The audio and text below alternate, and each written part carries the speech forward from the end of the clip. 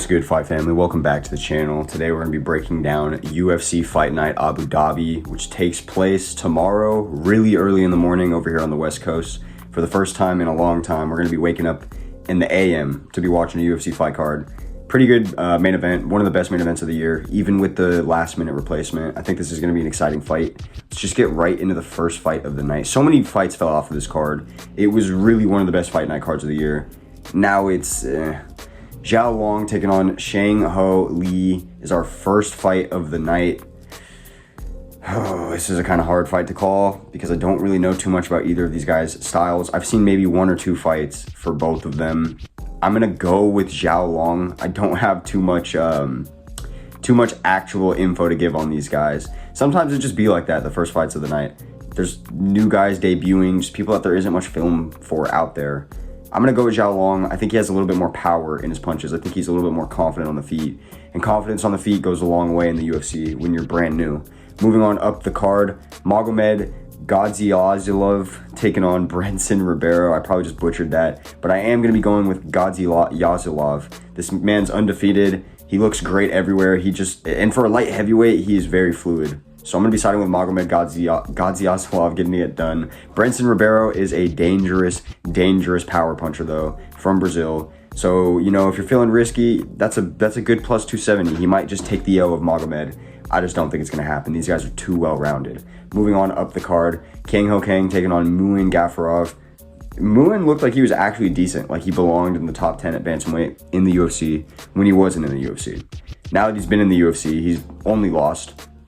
And I honestly feel like if Kang Ho Kang was actually like younger, maybe this would be a matchup that he would lose as well, just because stylistically, I don't think it's going to be good for Muin. Kang Ho Kang is a lot rangier with his punches, and he has more power for sure. But I think Muin Gafurov is just going to be able to mix it up a lot better. He's going to be able to find takedowns, and I think that's going to be the difference in this fight. So I will be siding with Muin Gafurov. I think it'll be a decision. It'd be impressive if he could get a finish. Against somebody like Kang Ho Kang, you should be able to, but, you know, who knows. Moving on up the card, Rinat Fakhretdinov taking on Nicholas Dalby. Now, Rinat was a huge favorite when he took on Izzy Dos Santos earlier this year, or like the end of last year. It was one of the two, but I picked Izzy Dos Santos. They went to a draw.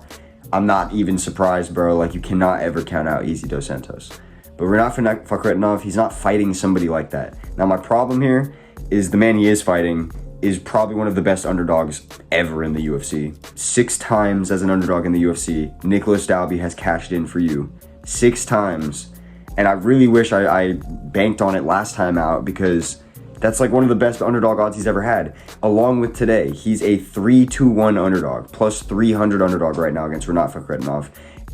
Honestly, I'm not betting on that fight. I will be siding with Rinat because of his wrestling. I think that's going to be the make or break in this fight. But Nicholas Dalby, he's done it too many times. He's robbed me too many times. He pulls this shit off. If he does it again, genuinely just give him a top 5 fight. Like, I don't even care. I just want to see it at this point. Like, if he's just going to keep defying the odds, give him even crazier matchups. I'm going to side with Rinat. Don't be surprised if Nicholas Dalby squeaks out a decision, like a split decision, or, you know, find some weird finish, because he does have knockout power. It's just not as prevalent. Moving on up the card, Muhammad Naimov taking on Felipe Lima. This is another really good fight. I don't know too much about Felipe Lima.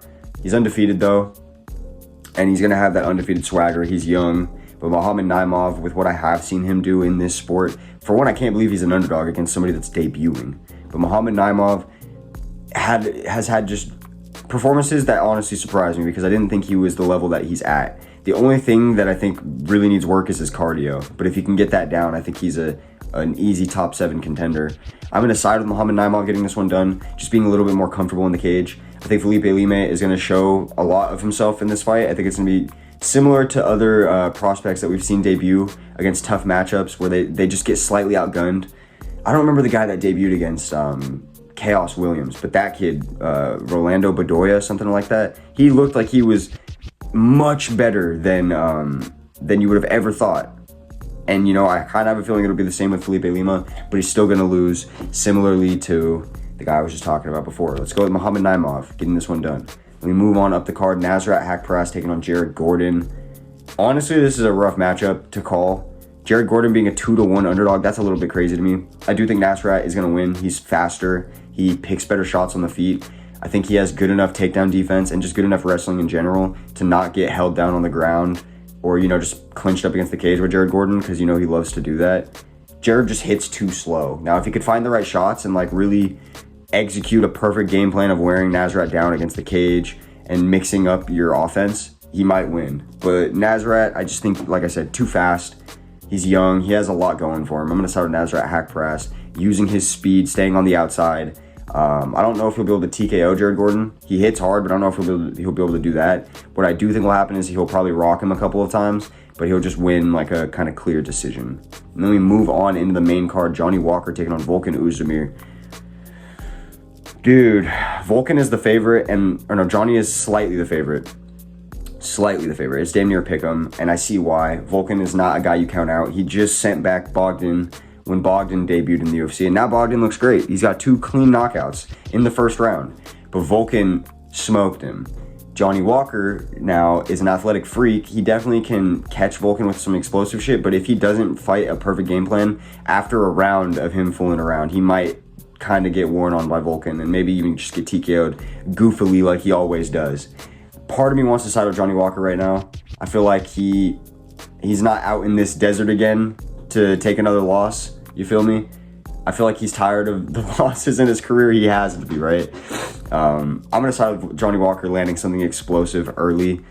Again, like I've said all card, it's like the theme of the card. Don't be surprised if Volkan Oezdemir gets it done. Moving on up the card. Shara Magomedov taking on Antonio Tricoli. Antonio Tricoli. I've seen this guy fight once.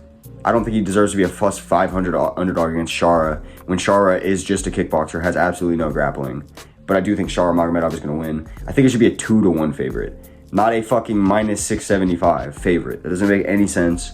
But Shara Magomedov is faster. He's more dynamic on the feet. If he could honestly just get some grappling under his belt, he might be like all of his other Russian brethren, but he doesn't have that. Antonio Tricoli is a decent fighter. Don't be surprised if he catches Shara. I would be genuinely surprised if he wins, though, because I've not seen the same level of fight IQ or just athleticism from the guy. So I'm going to be going with Shara Magomedov getting this one done. Let's call it by a knockout. I think he's going to want to put on a show, land a head kick knockout. Moving on up the card, Kelvin Gastelum taking on Daniel Rodriguez. Kelvin shouldn't be a 2-1 favorite. This fight was originally a welterweight bout, and it got changed to middleweight in the last 2 days because Kelvin couldn't make the weight. He's a fat lightweight. I don't know why he can't make welterweight. He's chubby as shit. So to me, that kind of screams a discipline issue. Personally, if I've ever had trouble making weight and I don't make the weight, it's a discipline problem. Kelvin is a better fighter. He has good wrestling that he can mix in. He's faster. He has more dynamic striking. Daniel Rodriguez has better boxing, and that's about it. It's literally about it. D-Rod kind of was making a way for himself, and then Ian Gary stole all of that. And if you're getting head kicked by a cuck, I don't know how good your chances are moving forward. I've watched him melt some fighters that I thought might have a chance to catch him. Look, Kelvin just needs to fight the right game. And if he does, and he knows his back against the wall, he's probably going to get cut. If he loses this fight, he'll be 2-7 in his last 9. It's just unacceptable. So he needs to get this one done. I'm going to trust Kelvin Gastelum to get this one done by a decision using his wrestling. Moving on up the card, Sergey Pavlovich taking on Alexander Volkov. I was leaning Alexander Volkov for months. This fight got announced months ago, and I knew that he was going to be the underdog. I knew that wouldn't make sense to me in my brain, and that you should definitely cash in on Volkov because he's just a better striker. He's going to keep Sergey at range. And then I found out that 2 things. One, Sergey looks like Brock Lesnar right now. And 2, they've sparred before in the past, and Alexander Volkov admitted that almost every punch from Sergey was gonna drop him. He was hitting that hard. And that alone makes me want to switch my pick to Sergey Pavlovich. I think I am gonna trust this freakish Brock Lesnar maxing man to get this one done with his crazy bomb power. He's 2-1 favorite. I want to cash in on Volkov. That 200 is juicy. I think if he could land teep kicks and leg kicks and just get out of the first round, I think it's Volkov's fight all day. I think he clearly wins the second and the third. But Sergey's power is just too much. He knows he needs to get a win back. Let's hope he doesn't walk right into a jab straight hand from Volkov, because I could see that happening. But I'm going to trust Sergey landing his bombs, getting Volkov out in the first round. Now we have the main event of the night. Bobby Knuckles, the Reaper, taking on Ikram Aliskerov. It was supposed to be Khamzat Chimaev. The hype of this fight would have been so much crazier if it was Khamzat Chimaev still. But I'm still hyped. We got we got a man that has only lost to Khamzat Chimaev, replacing Khamzat. He was already on the card. I don't even remember who he was fighting before, because it doesn't matter. This is a way better matchup. I liked it so much better when Ikram was the plus like 185 underdog that he opened on, because I knew like, oh my god, I'm about to rob Vegas. I'm about to rob the betting sites. This isn't a good matchup for Robert Whittaker stylistically, and then on top of the fact that you're throwing it in short notice, I think that's just going to play games with Rob's head. Even so stylistically, like, Ikram's wrestling, I don't think it's going to be enough to just like hold Whittaker down, but it's enough to mix it up to stop Whittaker from being on the offense, and then Ikram can start going on the attack with his strikes. And I think that's going to be a big problem for Rob. I'm not going to lie, it's upsetting because he doesn't deserve this. He deserved his fight against Khamzat. That was even a better stylistic matchup because Khamzat is going to blow his wad in the first round trying to just dominate you in the grappling. So I could see a big, genuine, like just a real path to victory for Robert Whittaker there. I don't see a clear one here. The only way I can kind of see it is if he just outpoints Ikram for 5 rounds. I don't think he'll knock him out. He definitely won't sub him. I'm going to side with Ikram Aliskerov, getting this one done by TKO in like the 2nd round. I think it's going to be a pretty early end, which is unfortunate because I know all of us want to see like a long-lasting main event, but lately it just feels like that doesn't happen. So I'm going to side with Ikram, getting this one done, finding his TKO in the 2nd round after landing like an awkward hook off of an exchange. That's going to be all for my fight predictions tonight. Sorry to y'all that like maybe want to see these a little bit sooner in the week. I'm going to start trying to get them out there sooner so you have time to mull over the picks for anyone that does take these picks into consideration. And yeah, for the people that don't, I mean, hey, just keep betting, do your thing, watch the fights, you know. Shit, I love being a fight fan when we have good cards like this. It's upsetting that June got ruined, but you know what? Hopefully Chama versus Yuri 2 is going to be a banger, and we can just forget about June as a whole as MMA fans. But yeah, that's going to be all for me today, fam. I will catch y'all.